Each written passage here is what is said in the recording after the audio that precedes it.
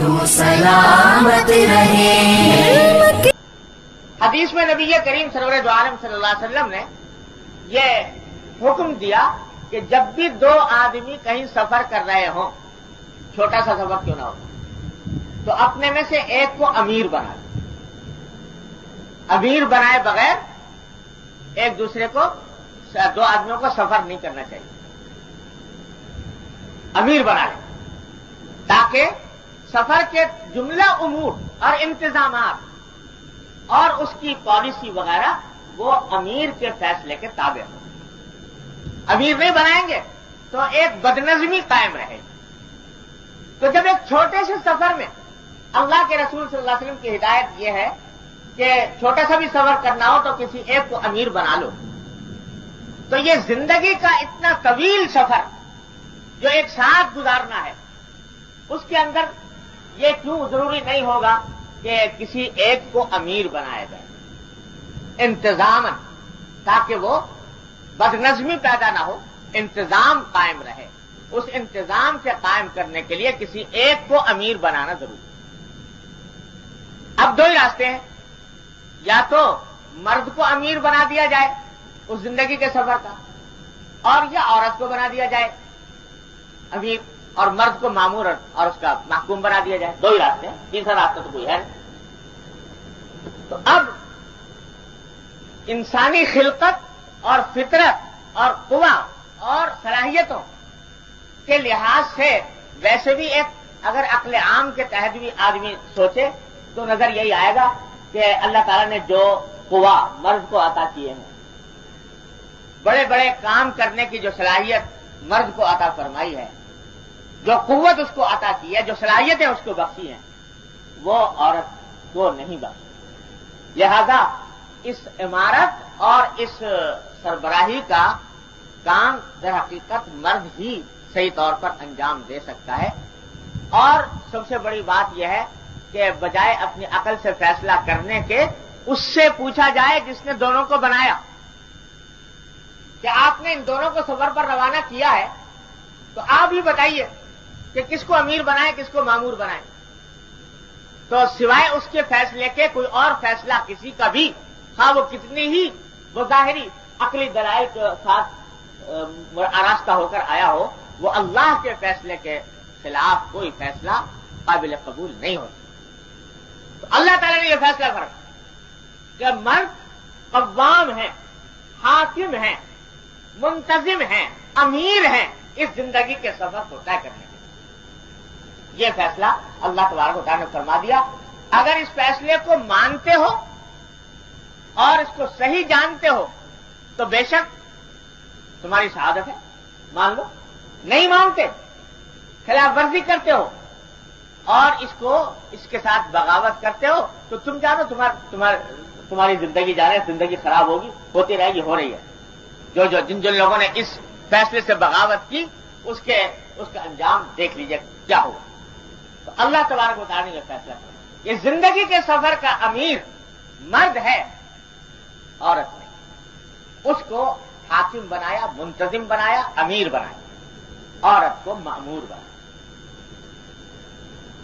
اور یہ عین فطرت کے مطابق ہے، اللہ تبارک و تعالیٰ کے ارشاد کے مطابق۔ البتہ لفظ جو استعمال فرمایا اللہ تبارک و تعالیٰ نے یہاں، وہ ذرا سا سمجھنے کا ہے۔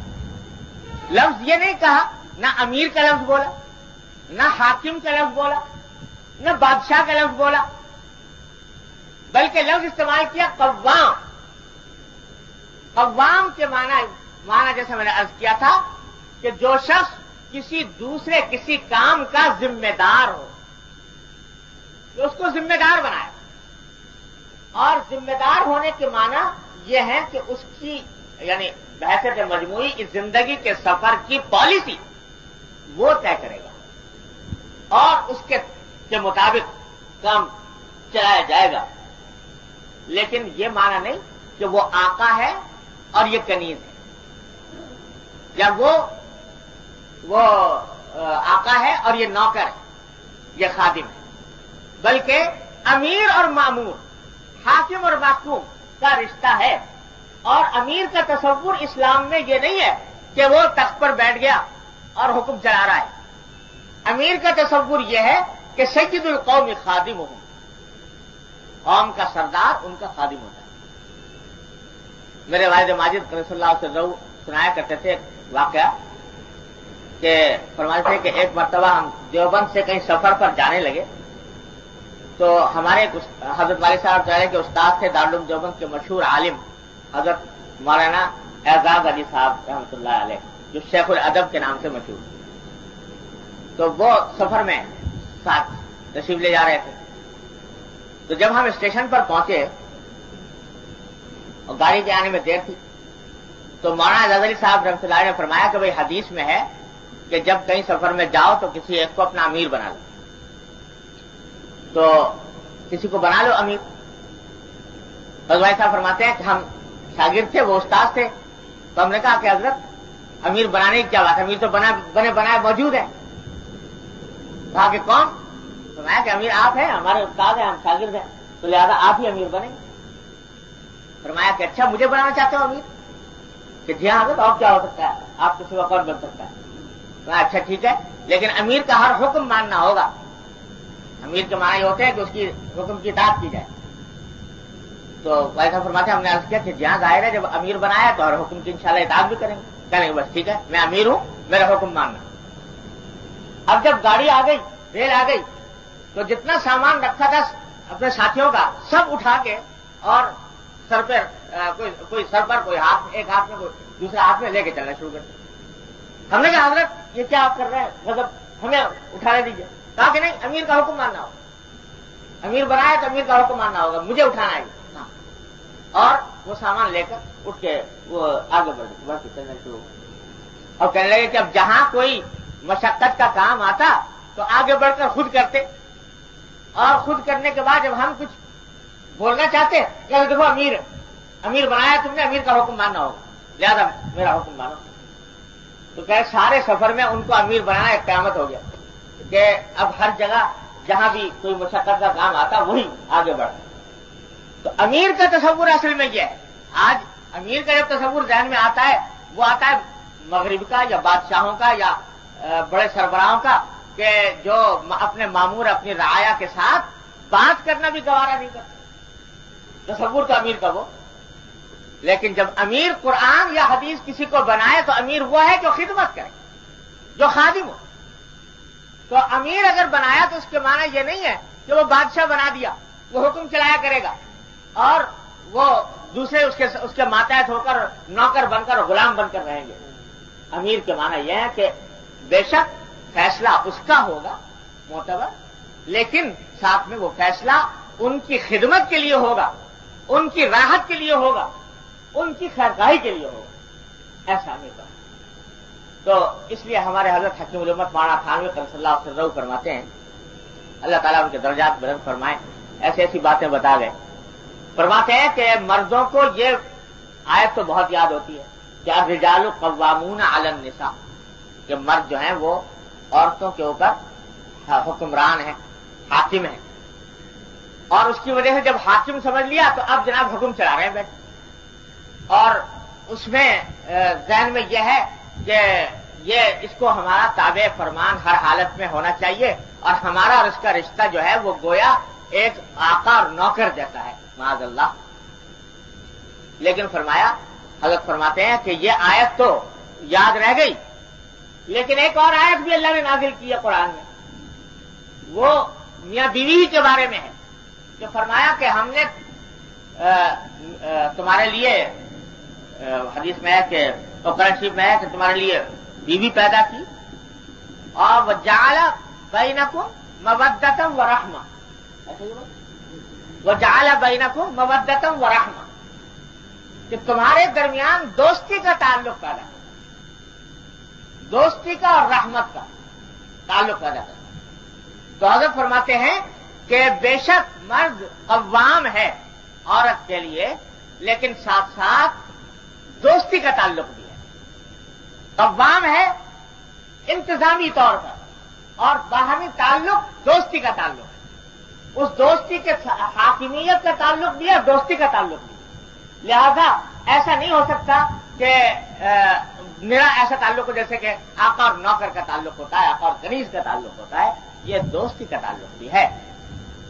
और इसकी मिसाल ऐसी है जैसे दो दोस्त सफर पे जा रहे हैं और उनमें से एक को अमीर बना लिया गया, तो वो अमीर तो है इस लिहाज से कि इंतजामी तौर पर सारी जिंदगी सारा सफर का फैसला करने का वो जिम्मेदार है, लेकिन इसके माना ये नहीं है कि वो अपने दोस्त के साथ ऐसा मामला करे जैसे नौकरों का किया जाता है या गुलामों का किया जाता है। दोस्ती का ताल्लुक, उस दोस्ती के ताल्लुक के कुछ आदाब हैं और उसके कुछ तकाजे हैं। उस आदाब और तकाजों में ये बात भी है कि हजरत फरमाते हैं, हजरत मौलाना थानवी सल्लल्लाहु अलैहि वसल्लम के बाद औकात दोस्ती के तकाजों में नाज की बातें भी होती हैं और उनको हाकिम होने के खिलाफ नहीं कहा जाता। उनको हाकिम होने के बाद हजरत फरमाते हैं कि हमारे यहां देखा गया है कि बाज मर्द ये समझते हैं कि चूंकि हम हाकिम हैं लिहाजा इतना रोब होना चाहिए कि नाम सुनकर कांपने लगे और ऐसा होना चाहिए कि बेतकल्लुफ के साथ बात न कर सके। मुझे खूब याद है, एक हमारे हमसबक दोस्त थे, तो उन्होंने एक मरतबा मुझसे बड़े फख्र के साथ ये बात फरमाई कि मैं तो जब अपने घर जाता हूं, यानी महीनों के बाद, कहीं बाहर रहते थे, महीनों के बाद जब घर जाता हूं तो 20 बच्चों की जुर्रत नहीं होती कि मेरे पास आ जाए मुझसे बात करने। ये बड़े फख्र के साथ ये बात बयान फरमा रहे। तो मैंने कहा भाई ये तो आप कुछ दरिंदे बन गए या कोई ऐसी शेर चीता बन के जाते हैं वहां पर कि उनके 20 बच्चे पास आने के पास आते हुए डरते हैं। बाकी हम कव्वाम हैं तो उनका रोब होना चाहिए। तो कव्वाम होने का मतलब यह कि ऐसा रोब हो कि वो पास आते हुए भी डरे, बात करते हुए भी डरे, तो ये हरगिज नहीं। हजरत फरमाते हैं कि उसके साथ दोस्ती का ताल्लुक भी है। कैसे दोस्ती का? सुनिए, हुजूर नबी करीम सरवर दो आलम सल्लल्लाहु अलैहि वसल्लम से ज्यादा कव्वाम कौन होगा अपनी अज़वाज के लिए? लेकिन वो भी फरमाते हैं, एक मतलब आयशा सिद्दीक़ा रज़ियल्लाहु तआला से फरमाया सरकार दो आलम सल्लल्लाहु अलैहि वसल्लम ने कि आयशा मुझे पता है जब तुम मुझसे राजी होती हो, जब मुझसे नाराज होती हो, मुझे दोनों हालतों का पता चल जाता है तुम्हारा। तो उन्होंने पूछा कि कैसे या रसूलल्लाह? फरमाया कि जब तुम मुझसे राजी होती हो तो जब कोई कसम खाती हो तो कहती हो वरब्बी मोहम्मद, जब मोहम्मद के रब की कसम, और जब कभी मुझसे कुछ नाराज होती हो तो कसम खाते वक्त ये कहती हो वरब्बी इब्राहिम, इब्राहिम के रब की कसम। तो मेरा नाम नहीं लेती, इब्राहिम अलैहिस्सलाम का नाम ले लेती है उस वक्त।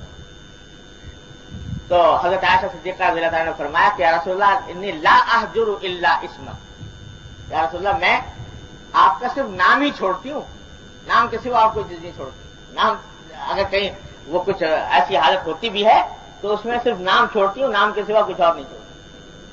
अब आप नजर लगाइए, सरकार फरमा रहे हैं कि मुझे पता है जब तुम मुझसे नाराज होती हो। अब नाराज हजरत आयशा नबी करीम सल्लल्लाहु अलैहि वसल्लम से, यानी हासिल यह है उसका कि नाज के मकाम में कभी कभी हजरत आयशा सिद्दीक़ा रज़ियल्लाहु तआला अन्हा भी कोई ऐसी बात फरमा देती थी कि जो हजरत सल्लल्लाहु अलैहि वसल्लम को ऐसा महसूस होता कि तबीयत पर कुछ गधूरत है। उसको हजरत सल्लल्लाहु अलैहि वसल्लम ने कभी अपनी कव्वामियत के खिलाफ नहीं समझा कि ये मेरे कव्वाम होने के मुनाफी है। हजरत सल्लल्लाहु अलैहि वसल्लम ने उसका बहुत ही खुश तबई के साथ जिक्र फरमाया कि मुझे पता चल जाता। जब हजरत आयशा सिद्दीक़ा रज़ियल्लाहु तआला अन्हा के ऊपर तोहमत लगाई गई, अस्तग़फिरुल्लाह, ऐसी संगीन तोहमत उम्मुल मोमिनीन के खिलाफ, क्या कुछ क़यामत गुजर गई हजरत आयशा सिद्दीक़ा रज़ियल्लाहु तआला अन्हा के। हजरत सल्लल्लाहु अलैहि वसल्लम को जाहिर है कि कलक था इस बात का कि लोगों ने ये बातें इस तरह की फैलाई है। लेकिन एक मरतबा हजरत आयशा सिद्दीक़ा रज़ियल्लाहु तआला से यह फरमा दिया कि आयशा देखो बात यह है कि तुम्हें इतना गमगीन होने की जरूरत नहीं, अगर तुम बेखता हो, बेकसूर हो तो इंशाअल्लाह अल्लाह तबारक व तआला तुम्हारी बरात नाज़िल फरमा देगा। और अगर खुदा न खास्ता तुमसे कोई कसूर हुआ है, गलती हुई है, तो अल्लाह तआला से तौबा कर लो, इस्तिग़फ़ार कर लो, अल्लाह तआला माफ फरमा देगा। ये फरमाया हज़रत आयशा सिद्दीक़ा। تو عائشہ کو یہ بات بہت ہی زبردست شاپ گزری کہ آپ نے یہ دو شقیں بیان فرمائی کہ اگر تم بے قصور ہو تو برات نازل ہو جائے گی، اگر کوئی قصور ہوا ہے تو توبہ کر لو، تو اگر کوئی قصور ہوا ہے تو توبہ کر لو۔ اس میں ایک ہلکا سا احتمال پایا جاتا ہے کہ آپ کے دل میں یہ احتمال ہے کہ مجھ سے یہ غلطی ہوئی ہوگی کوئی، تو اس کا بہت سخت صدمہ حضرت عائشہ صدیقہ رضی اللہ عنہا کو اتنا صدمہ ہوا کہ وہ لیٹ گئے اور لیٹ کر یعنی صدمے کے عالم میں گویا جیسے اٹھا نہیں جا رہا اس طرح لیٹ گئے۔ اسی حالت میں آیات نازل ہوئی برات، اللہ تبارک و تعالیٰ کی طرف سے سورہ نور کی تو رکوع اسی میں نازل فرمایا اللہ تعالیٰ نے حضرت صدیقہ عائشہ رضی اللہ عنہا کی برات۔ جب یہ آیات نازل ہو گئی تو اس وقت صدیق اکبر بھی موجود تھے وہاں پر جس آیات سنائی گئی، تو حضرت صلی اللہ علیہ وسلم بھی بہت خوش ہوئے، صدیق اکبر بھی بہت خوش ہوئے کہ الحمدللہ آیات نازل ہو گئی ہیں، برات آ گئی ہے، اب اس کے بعد یہ سارا پروپیگنڈا ختم ہو جائے گا انشاءاللہ۔ تو حضرت صدیق اکبر نے کہا حضرت عائشہ سے کہ ابشری، خوشخبری سن لو، تمہاری برات اللہ تعالیٰ نے نازل فرما دی، اور آؤ اور کھڑی ہو کر نبی کریم صلی اللہ علیہ وسلم کو سلام کرو کہ اب اللہ تعالیٰ نے برات نازل فرما دی۔ تو حضرت عائشہ لیٹی ہوئی ہے اور آیات سن لی برات کی، تو فرماتی ہے کہ ابھی اللہ تعالیٰ کا کرم ہے کہ اس نے میری برات نازل فرما دی، لیکن میں سوائے اللہ کے کسی کا شکر ادا نہیں کروں، میں اپنے اللہ کا شکر ادا کروں گی اور اللہ کے سوا کسی کا شکر ادا نہیں کروں۔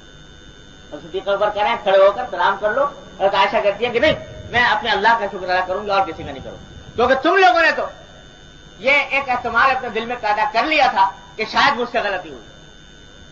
اب یہ بات کہ حضرت نبی کریم صلی اللہ علیہ وسلم کے سامنے کھڑے ہونے سے بظاہر اعراض فرمایا ہوتا ہے، لیکن حضرت صلی اللہ علیہ وسلم نے اس کو برا نہیں سمجھا، اس واسطے کہ یہ ناز کی بات تھی جو حضرت عائشہ صدیقہ رضی اللہ عنہا کی طرف سے سرزد ہوئی۔ تو یہ ناز در حقیقت اس دوستی کا تقاضا ہے، جو رشتہ صرف حاکمیت اور محکومیت کا نہیں بلکہ دوستی کا بھی رشتہ ہے، اور اس دوستی کا حق یہ ہے کہ اس قسم کے ناز کو برداشت